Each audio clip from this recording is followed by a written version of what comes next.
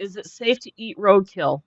Sure. I mean, the longer it's been sitting, the better, and especially in the sun because it gets to the point, like free jerky.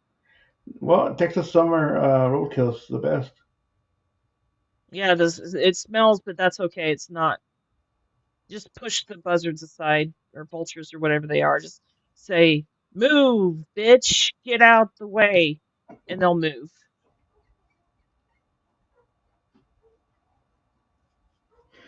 Like I say,